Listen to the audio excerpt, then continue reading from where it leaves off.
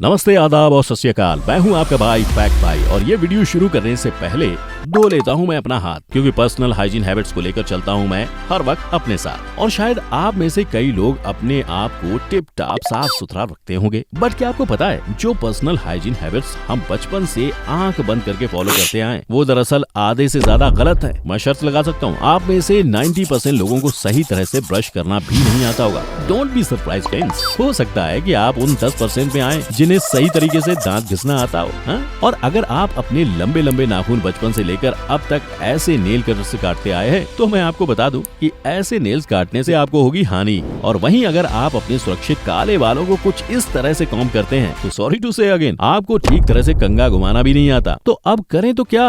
गलत आदतों को सुधारना है आज का हमारा काम। तो देखते हैं आप में से कितनों को ये पर्सनल हाइजीन हैबिट्स तोड़ने की आदत है और तोड़ने के बाद भी आपको लगता है कि आप हमेशा क्लीन रहते हो। तो इस भ्रम को तोड़ने के लिए चलिए शुरू करते हैं हमारा आज का video title 7 personal hygiene rules we break every डे। नंबर 1 के तौर तरीके। वेल फ्रेंड्स, अगर आप एक पब्लिक प्लेस पे हो और अचानक से आपकी नाक में प्रेशर की सीटी बढ़ती जाती है और आप सीधा करने जा रहे हो कि आपके हाथ आकर आपकी नाक को कवर कर लेते हैं, ये हुआ हमारा इंस्टेंट रिएक्शन टू अनवांटेड छींक जो हम बचपन से करते आए हैं as good personal hygiene habit. और फिर हम उसी हाथ से अपनी शेम्बुड वाली नाक को पोंछ लेते हैं और अपने काम में लग जाते हैं। ये जो आप करते आए हैं इसे अभी का अभी बंद कर दीजिए, क्योंकि ऐसे स्नीज कवर करने से आप इन्फेक्शंस को फैलाने से बचा नहीं रहे हो बल्कि इन्फेक्शंस को ज्यादा बढ़ा रहे हो। क्योंकि जिस हाथ से आप अपनी नाक को कवर करते हो वही हाथ ना जाने कहां कहां किस किस जगह के बैक्टीरिया लेकर बैठे होंगे। तो जरा सोचो क्या होगा जब आप इन बैक्टीरिया और कीटाणुओं से भरा हाथ अपने चेहरे पे लगाओगे। मैं बताता हूँ, आपकी पूरी स्किन लाल होने लगेगी, आपको खुजली शुरू होगी, साथ ही साथ आपकी स्किन जलने लगेगी। और अगर गलती से भी इस इन्फेक्शन डिजीज से भरे हाथ से आप अपनी आईज रब कर लेते हो तो इससे आपको आईज इन्फ्लेमेशन होने की हद से ज्यादा चांसेस हो जाते हैं। So why to take chances? और क्या है स्नीज को कवर करने का सही तरीका? बस अपनी जेब में टिश्यू हमेशा रेडी टू यूज रखो और छींक आते ही कवर कर लो। लेकिन अगर आपके पास जेब और टिश्यू दोनों नहीं है तो अपने बाजुओं को कुछ इस तरह से इस्तेमाल करो। हो गया प्रॉब्लम सॉल्व और इन्फेक्शन गॉन। नंबर 2,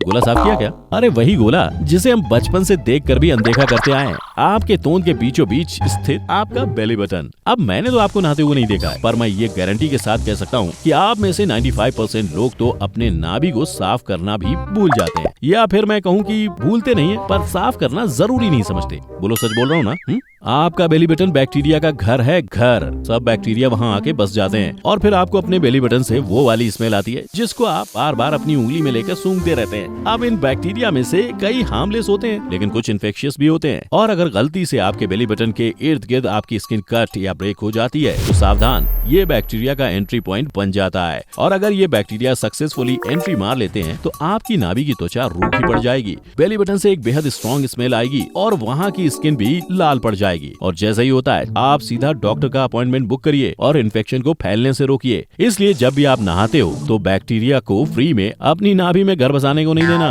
अच्छी तरह से पानी और साबुन के झाग से भगा देने का, वो भी रोज, क्योंकि ये ऐसे मेहमान हैं जो धकेल देने के बाद भी अपनी शक्ल लेके दोबारा आ जाते हैं। नंबर 3, मेकअप शेकअप के दाग धब्बे। वेल, जिन जिन मोहतरमाओं को मेकअप शेकअप करना पसंद है, क्या आप रात को भी मेकअप लगाकर सोती हैं और सुबह उठकर कुछ ऐसी दिखती है? अगर स्कूटी है तो बहन आपको पता नहीं है कि आप कितने स्किन डॉक्टर्स की ट्रीटमेंट को आमंत्रण दे रही हैं, क्योंकि मेकअप नहीं निकालने से आप अपने स्किन में डर्ट और डेड स्किन सेल्स को ट्रैप कर देते हैं, जिसकी वजह से अगले दिन आपको खुजली के साथ साथ पिंपल्स भी फ्री में मिल जाएंगे और धीरे धीरे करके स्किन डल, रफ और ओल्ड दिखने लगेगी। इनफैक्ट मेडिकल स्टडी से प्रूव भी करती है कि मेकअप लगाकर सोने से इंसान की प्रीमैच्योर एजिंग हो जाती है। तो क्या आप फिर से मेकअप लगाकर सोना पसंद करेंगी? इनफैक्ट जब आप लिपस्टिक लगाकर सोते हैं तो अगले दिन आपके लिप्स कुछ ऐसे खुरदरे खुरदरे से दिखाई देने लगेंगे। और जिस किसी को भी आईलाइनर और काजल लगाने का शौक है तो प्लीज अपने आईलाइनर और काजल पेंसिल के टिप को अपनी आंखों से थोड़ा दूर रखें, क्योंकि लिक्विड आईलाइनर के ब्रश और काजल की नोक पर कई सारे बैक्टीरिया निवास करते हैं। तो अगर ये गलती से भी आई म्यूकोसा के अंदर घुस जाए तो ये कई सारे इन्फेक्शंस आपकी आंखों में दस्तक करने टूट पड़ेंगे। इनफैक्ट जैसे ये बैक्टीरिया टीयर्स के साथ मिक्स हो जाते हैं, ये अपनी संख्या मल्टीप्लाई करने लग जाते हैं और नतीजा कुछ ऐसा दिखता है जिससे आपको देखने में भी तकलीफ हो सकती है। वेल, समझदार को तो दाग धब्बों और फोड़े फुंसी का इशारा ही काफी है।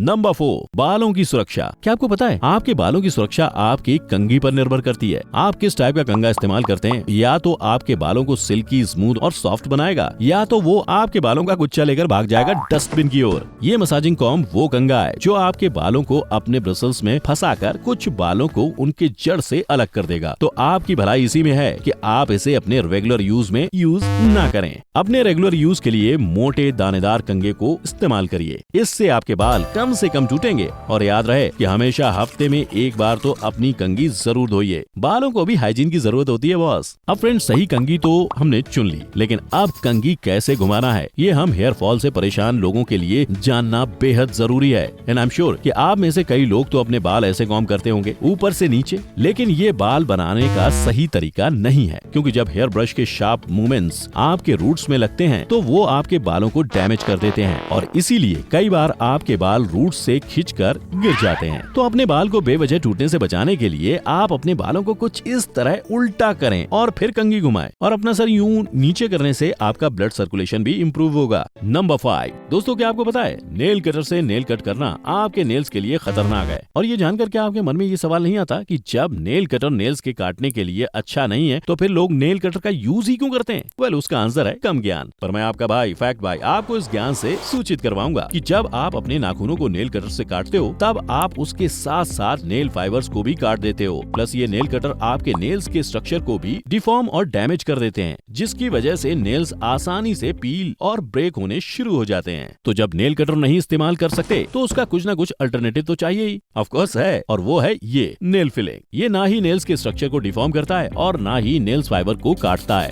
बल्कि नेल फिलिंग करने से आपके नेल्स को और अच्छा शेप मिलेगा। और हाँ, ये आदमियों पर भी लागू होता है। नंबर 6, ब्रश करना आता है।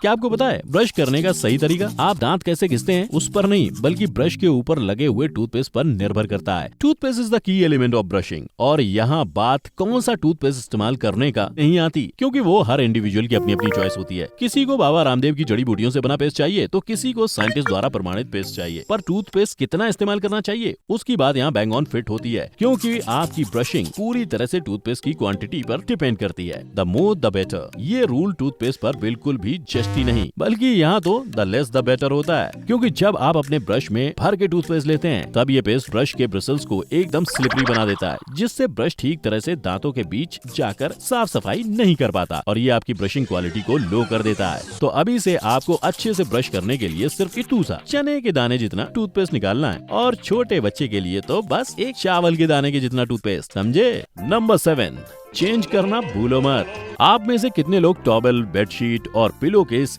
एक एक 1.5 महीने तक चेंज नहीं करते? अगर नहीं करते तो थोड़ा डेंजर है बॉस आपके आसपास रहने में, क्योंकि अगर आप अपने टॉवेल को बार बार बिना धोए यूज करते रहते हो तो आपके शरीर में से वही बदबू निकलेगी जो आपके बासमारू टॉवेल में से आ रही हो, और ये दुर्गंध आपके अलावा आपके आजू बाजू वाले लोगों की नाक आसानी से सूंघ लेगी और फिर कुछ ऐसा रिएक्शन भी देगी। और वहीं बेडशीट और पिलो कवर्स ना चेंज करने से आप अपने आप को fungi, bacteria, dead skin cells, dust might say expose कर देते हो, जिससे इन्फेक्शन होगा अलग और आपकी त्वचा रूखी, लाल और पिंपल से भरेगी वो अलग। सेंसिटिव स्किन वालों पर तो स्किन एलर्जीज आए दिन टूटी रहेंगी। सो हर हफ्ते अपने बेडशीट्स और पिलो कवर्स धोने की आदत डाल लो, और टॉवेल तो भाई रोज धोने की आदत डालो। और नीचे कमेंट करके बताओ कि आप कितना रेगुलरली अपने bedsheets, towels and pillow cases धोते हैं। स्वच्छ भारत अभियान की शुरुआत आपके घर से पहले आपके शरीर से होती है। इन पर्सनल हाइजीन रूल्स को कोरोना के इस महामारी में तो ज्यादा सीरियसली लेना चाहिए। और लास्टली नीचे कमेंट सेक्शन में भी एकदम सच बताओ, आप in regular personal hygiene habits में से कितने हमेशा से गलत फॉलो करते आए। हम फिर मिलेंगे दोबारा ऐसे ही इंटरेस्टिंग वीडियोस के साथ। जय हिंद, टेक केयर।